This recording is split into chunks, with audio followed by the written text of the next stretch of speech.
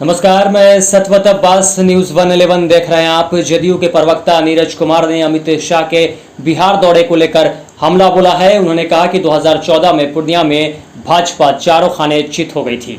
पूर्णिया में अमित शाह ने कहा कि बिहार में भय का वातावरण रहा है। अमित शाह देश की राजनीति में कैसी परंपरा की शुरुआत कर रहे हैं।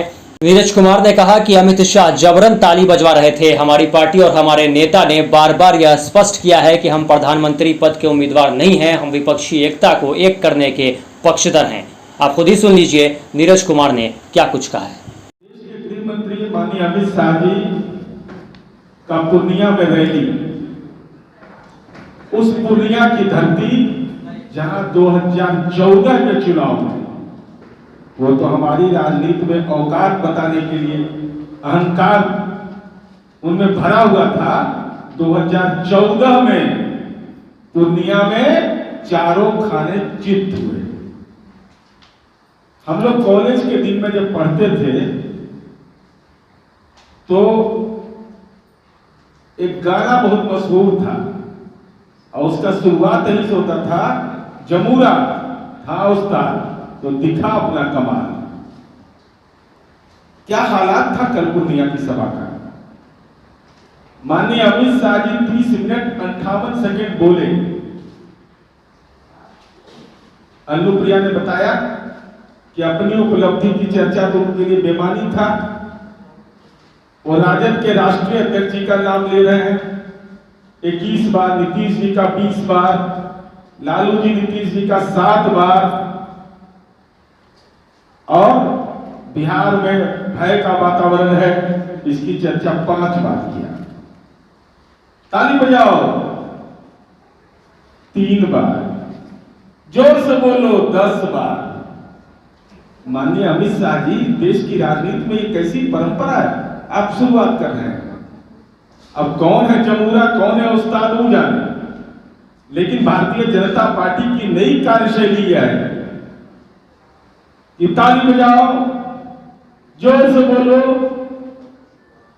ये जो पूरा परिदृश्य उभर करके आया उससे ये लग रहा था कि और पैरवी से ताली बजवाना राजनीति का इससे बड़ा दुर्भाग्यजनक पक्ष नहीं हो सकता है कि कोई लीडर स्टेट्समैन यह कहे कि ताली बजाओ, इसका मतलब जनता रिस्पॉन्ड नहीं करती है आपको। इसका एहसास माननीय अमित शाह जी आपको हुआ होगा और हम इसलिए इन बातों की चर्चा कर रहे हैं कि देखा होगा आपने, एक बार मैंने देखा, मैं सुन रहा था, गरीबों की सरकार है ना, उस पर कोई कुछ बोलिए नहीं रहा था, जवाब ही नहीं आ रहा था। लग रहा था कि अदानी अंबानी वाला बात दिमाग में चला गया सरकार, ये उसकी सरकार है। मैं इसलिए कह रहा हूं कि राजनीति एक ऐसी प्रयोगशाला ये बनाना चाहते हैं जहां अपनी उपलब्धियों की चर्चा नहीं करते, नकारात्मक बिंदुओं को राजनीति में केंद्र बिंदु के रूप में ये रखना चाहते हैं। मैं इन बातों की चर्चा इसलिए कर रहा हूं,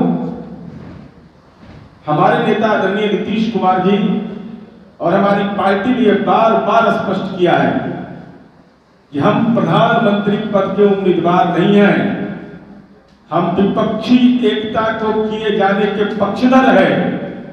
लेकिन अमित शाह जी, बिहार में जब हमने फैसला लिया तो आपकी बेचैनी इतनी बढ़ गई कि आप 2 दिन के सीमांचल के प्रवास पर, और लगा कि अब तो आगाज हुआ है। केवल महागठबंधन ने जब आगाज किया और राष्ट्रीय राजनीति में यह बहस का विषय बन गया तो भारतीय जनता पार्टी का नेतृत्व बेचैन होकर करके पहुंच गया सीमांचल पूर्णिया के दौरे पर, 2 दिन के प्रवास के दौरे पर। तो ये तो आगाज से इतनी परेशानी आपकी हो रही है। जब आगाज में इतना बेचैन है अमित शाह जी, तो आने वाला दिन जो 2024 का है उसका एहसास तो आपको खूब अच्छे तरीके से है।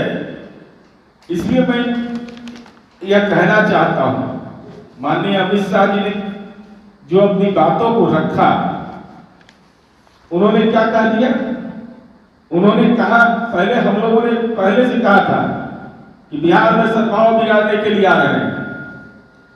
इनके 2वें दर्जे के नेता मैं दोयम दर्जा कहता हूं क्योंकि वहां पर तो एकाधिकारवाद है। दोयम दर्जे के नेता सीमांचल के डेमोग्राफी के बारे में बोल रहे थे, कह रहे थे क्या किन किन शब्दों का इस्तेमाल कर रहे थे। पूरा सब परिवार दंडवत था कि एकदम लगे हुए हैं, सीमांचल की रैली करना है, नया संदेश जाएगा। और क्या क्या बयान दिया था इन लोगों ने।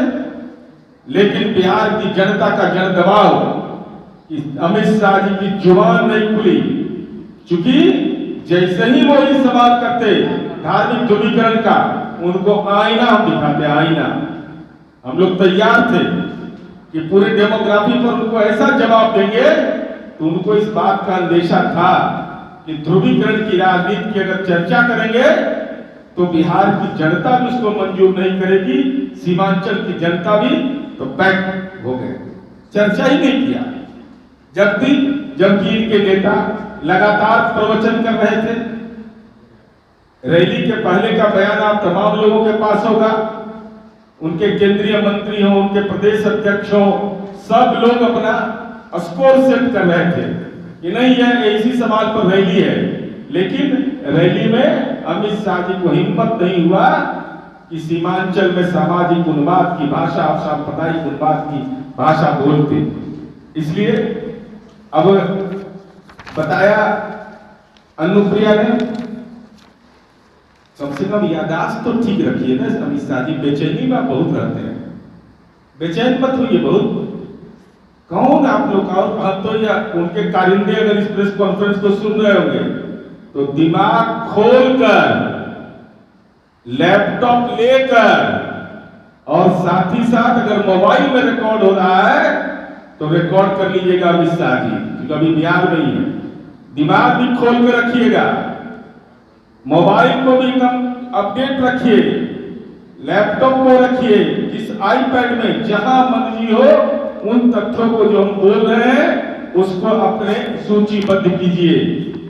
और आपने कहा कि डॉक्टर एपीजे अब्दुल कलाम के नाम पर जो एग्रीकल्चर कॉलेज है वो केंद्र सरकार का है। आपको इतना भी नहीं मालूम, बिहार में भारतीय जनता पार्टी सत्ता में रही, आपके कृषि मंत्री रहे। इतना भी राजनीति में आदमी को फरेब और झूठ नहीं बोलना चाहिए। राष्ट्रीय अध्यक्ष जी ने कल दिल्ली में प्रेस कॉन्फ्रेंस करके उनको निमंत्रण दिया कि हिम्मत करना चाहिए, वेशभूष बदलिए, रूप बदल कर करके रात के अंधेरे में भी घूमिए बिहार में, आपको डर नहीं लगेगा। 2 बजे रात में भी निकलिएगा तो कोई नहीं आपको जानेगा। और ये आंकड़े हमारे नहीं हैं, ये आंकड़े नेशनल क्राइम ब्यूरो के आंकड़े हैं। किशनगंज, पूर्णिया, अररिया, कटिहार का संज्ञेय अपराध का आप देख लीजिए, वह लगातार घटा है। दूसरे जिले से कम है वहां संज्ञेय अपराध। तो आप कैसे कह रहे हैं कि जहां डर आपको लग रहा है वह राजनीति का डर है। और राजनीति का डर स्वाभाविक है कि आपको यह बात मालूम है कि 2015 में जब महागठबंधन हुआ था, आजादी के बाद पहले प्रधानमंत्री थे आदरणीय नरेंद्र मोदी जी, जिन्होंने 42 जनसभा किया था और 53 सीट पर समझाते थे। इसलिए हम आज के संवाददाता सम्मेलन के माध्यम से हम आदरणीय गृह मंत्री जी से अनुरोध करना चाहते हैं कि राज्य सरकार की उपलब्धि को अपनी उपलब्धि मानने की भूल मत करिए। यहाँ पर बौद्धिक पोस्टमार्टम हो जाएगा आपका, और राज्य सरकार के द्वारा जो किए गए काम हैं वो जग जाहिर है। हाँ, आपको चूंकि चीता युग के आप गृह मंत्री हैं, इसलिए आपके मन के अंदर में राजनीतिक भय हो सकता है। बिहार की जनता मैं हूं नीतीश कुमार पर भरोसा करती है कि कानून का राज यहाँ की पूंजी है। और साथ ही साथ हम यह निवेदन करेंगे कि राजनीति में ईर्ष्या द्वेष होना चाहिए। बेचैनी आपकी स्वाभाविक है, क्योंकि पहली बार भारतीय जनता पार्टी को बिहार में कोई सहयोगी नहीं मिला है। तो कम से कम देश के प्रथम नागरिक का जब भी संबोधन करिए तो उनके नाम के आगे सम्मानजनक शब्द जरूर बोलिए, यह जरूर हमारा अनुरोध होगा। और इसी उम्मीद के साथ कि भारतीय जनता पार्टी का जो वैचारिक फर्जीवाड़ा था, जमुना और उस्ताद के बीच जो कंपटीशन है, उसका कहीं न कहीं पूर्णिया की सभा में प्रकटीकरण हुआ है। और उस ध्यान आकर्षण पर मैं केवल माननीय अमित शाह जी को लिखवा देना चाहता हूं, क्योंकि उन्माद नहीं, यहाँ लिखने पढ़ने की भाषा है, बिहार की धरती है। लिख लीजिएगा, भारतीय जनता पार्टी के नेता तत्कालीन वित्त मंत्री अरुण जेटली जी थे।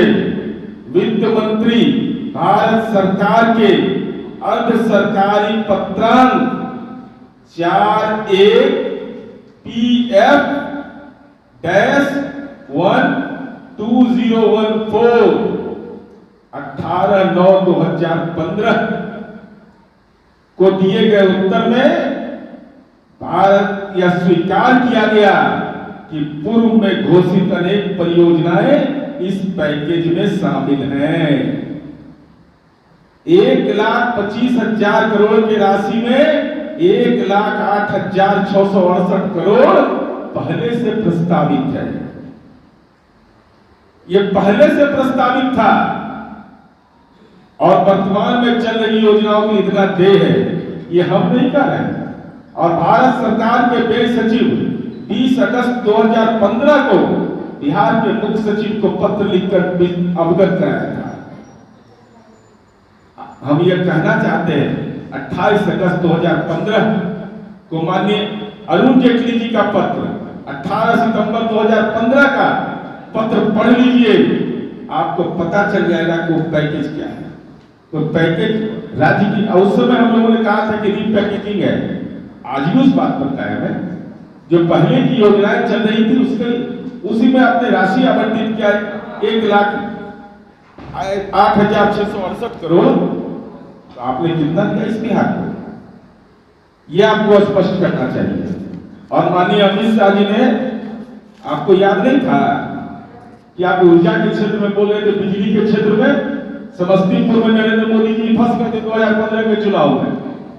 हमको जहां तक स्मरण है, वहीं पर जनता से पूछो बिजली मिलती है, नहीं मिलती है, कहाँ मिलती है। तो वही हाल हुआ इनका भी, कहे बिजली के क्षेत्र में।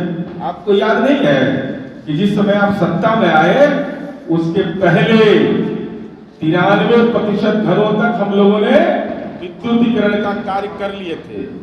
2014 में मोदी जी के सत्ता में आने से पहले 93% विद्युतीकरण हो चुका था। और देश के एकमात्र राजनेता नीतीश कुमार जी हैं जिन्होंने कहा था गांधी मैदान में कि बिजली की स्थिति में सुधार नहीं होगा तो वोट मांगने नहीं जाऊंगा। का भाव किसी ने दिया तो माननीय नीतीश कुमार जी ने दिया।